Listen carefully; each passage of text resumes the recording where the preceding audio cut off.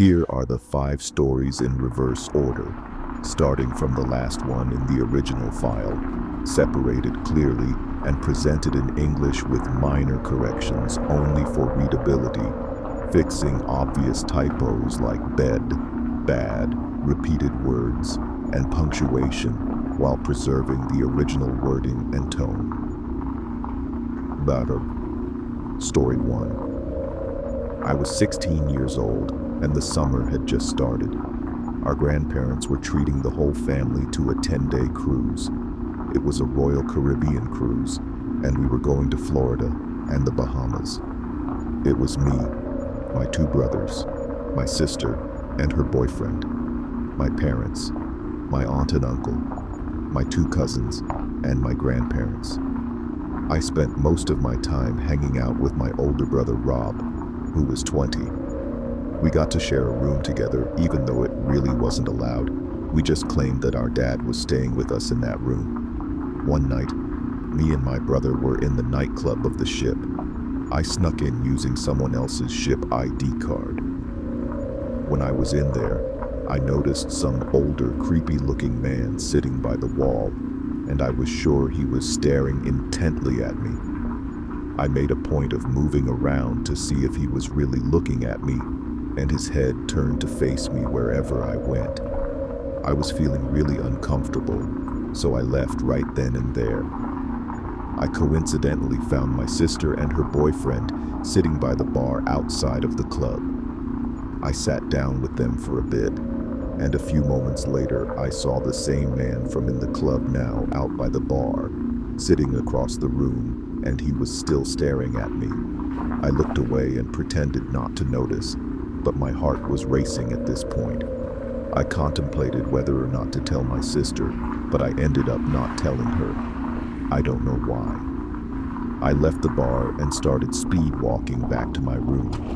When I got to the stateroom halls, I was constantly glancing over my shoulder to make sure I wasn't being followed. I got to my room safely. I was extremely creeped out. I had a feeling this guy was some sort of perverted creep. I got a knock at the door, and I got a little nervous. I looked through the peephole and saw my brother, so I let him in. I did not see the strange man again until late the next night. My brother and I went with my sister and her boyfriend to one of the restaurants on board at like 1 in the morning. They weren't planning on going to sleep anytime soon, so I told them I was going to crash, and I walked back to the stateroom. But when I got there, I saw that the door to our room was cracked open a bit and the light was on. I knew for sure we shut the door when we left, and there was no chance room service was in there at an hour like this. I proceeded with extreme caution and slowly pushed the door open completely. There was nobody in the room. I checked the bathroom, but it was empty too. All of our stuff was still in the same spot that I remembered it was in. I kind of just figured maybe Rob came back to the room for some reason when I wasn't with him and forgot to shut the door, so I just went to sleep. I woke up to darkness and the feeling of something brushing against my cheek. It was a hand.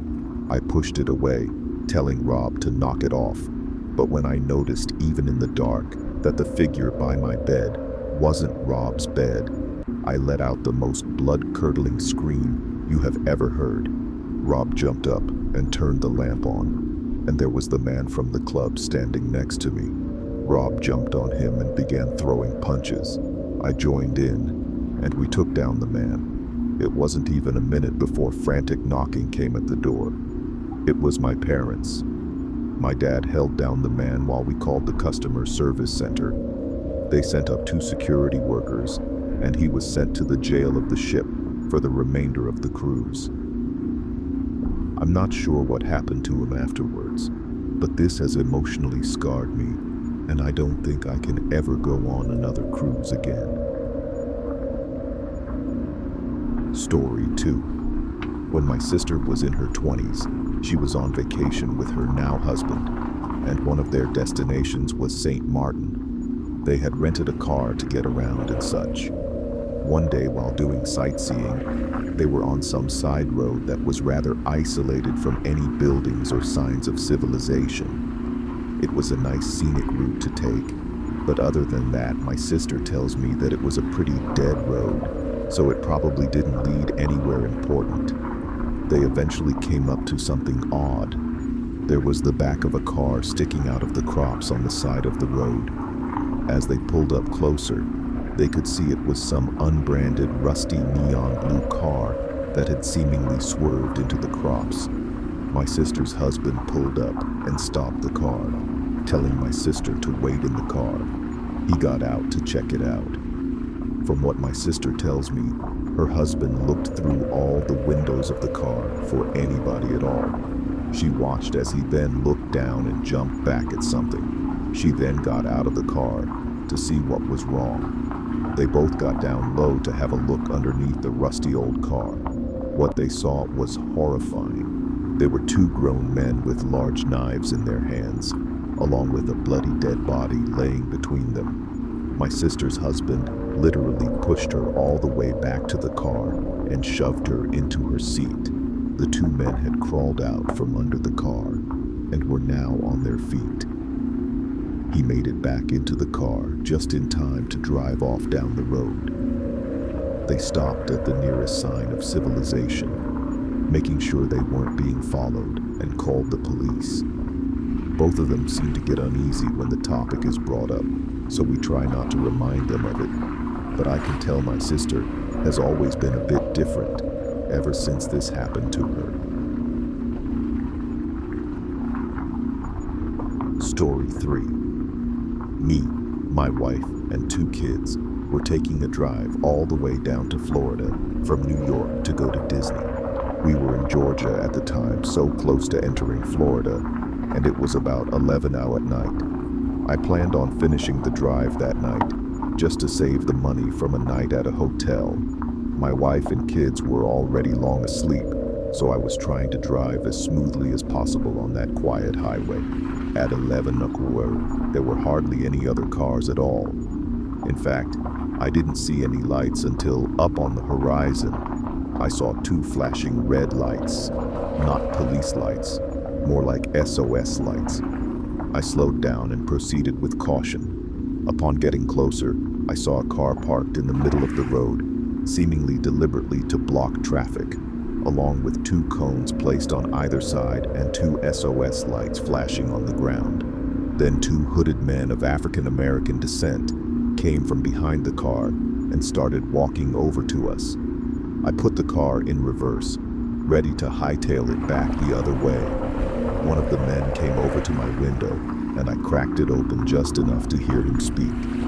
After asking him if he needed something, he said, "Yes, open the door." I shut the window, and that's when he began to reach for something in his pocket. I put the car back in drive and hit the gas. I drove over the cone and SOS light and past their car. About 1 minute later, I saw a pair of headlights coming up fast behind us. At this point, my wife was awake, confused and questioning me about the speed we were moving at. I told her not to make any loud noises before telling her that we were being followed. The car behind us began flashing its lights, and then there was a loud pop, and I felt the car losing control. I did the best I could to bring it under control, but there was a second loud pop, and the car began to drag. I told my wife to call 911, even though it was probably already too late by now. My kids were up, scared and complaining. I kept the car moving for as long as possible, but the car following us began ramming our trunk. My kids were crying. My wife was screaming at the police. I was sure we were dead, but by some stroke of luck, or more like a miracle, I heard a siren and saw red and blue flashing lights coming up in the distance behind our chasers. They veered off to the exit that we happened to be passing at that moment, and the police car followed them. I pulled over to the side of the road, took the phone away from my wife, and told the police everything. Upon inspection, I found out that our 2 back tires were blown, probably shot at. which I also told the police. 10 minutes later, a squad pulled up behind us along with a getaways truck. They seemed rather thrilled to inform us that they caught the two men. Someone else had stumbled onto their little roadblock trap, but luckily managed to turn around and escape before calling the cops. Story 4. Me and my wife were on our honeymoon in Hawaii.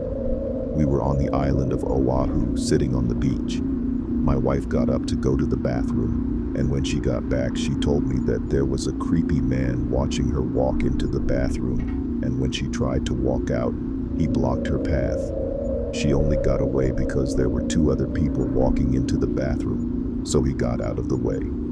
I asked her what the man looked like, and she looked over, but unfortunately, she said he was gone. Our hotel was walking distance from the beach, so we got back quickly, but we made sure to report the man to a police officer we saw walking on the beach. Then we washed up before going out to eat. We ate at a fancy seafood place and did some walking around afterwards. Close to midnight, we finally went back to the room and began to wind down. Then we got a knock at the door. I looked through the peephole of the door and saw a man in a maid uniform standing outside. I opened the door and he immediately tried to let himself in. I pushed him back a bit, asking him what he wanted. He told me he left something in the room while cleaning earlier and needed to get it out. The only thing we had left the "Do Not Disturb" sign on the door all day. Then I noticed he was making eye contact with my wife. My wife then screamed, "That's the man." I didn't understand at first, but it was too late for that. The man had already lunged at me, holding my throat with one hand while reaching behind himself with the other. He pulled out a knife and started swinging at me, and if it weren't for my wife coming over and smashing his face with the lamp, I would have been as good as dead. The commotion drew out all the inhabitants of the neighboring rooms. One of the women started freaking out and screaming, making the situation worse. We called the police and so did the hotel. It turned into a huge, horrible scene, but we were just happy to be alive. We were questioned when the police arrived, and some of the other people around us claimed to have witnessed it all. We still don't know what kind of intentions this guy had, but if I had to guess, I would say he wanted to get to my wife. He must have been one very dumb person to think he would get away with something like this in such a public building. Story. A man and woman went to Las Vegas for their honeymoon and checked into a suite at a hotel. When they got to their room, they both detected a bad odor. The husband called down to the front desk and asked to speak to the manager. He explained that the room smelled very bad and they would like another suite.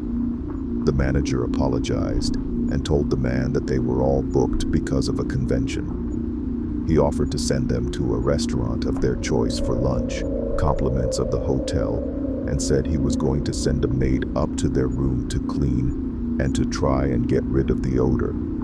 After a nice lunch, the couple went back to their room. When they walked in, they could both still smell the horrible odor. Again, the husband called the front desk and told the manager that the room still smelled really bad. The manager told the man that they would try and find a suite at another hotel. He called every hotel on the strip, but every hotel was sold out because of the convention. The manager told the couple that they couldn't find them a room anywhere, but they would try and clean the room again. The couple wanted to see the sights and do a little gambling anyway, so they said they would give them 2 hours to clean, and then they would be back. When the couple had left, the manager and all the housekeeping staff went to the room to try and find what was making it smell so bad. They went through the entire suite and found nothing, so the maids put in new sheets, new towels, took down the curtains and put new ones up, cleaned the carpet, and cleaned the suite again using the strongest cleaning products they had. The couple came back 2 hours later to find the room still had a bad odor. The husband was so angry at this point, he decided to find whatever the smell was himself. So he started tearing the entire suite apart. As he pulled the top mattress off the box spring of the bed, he found the dead body of a woman.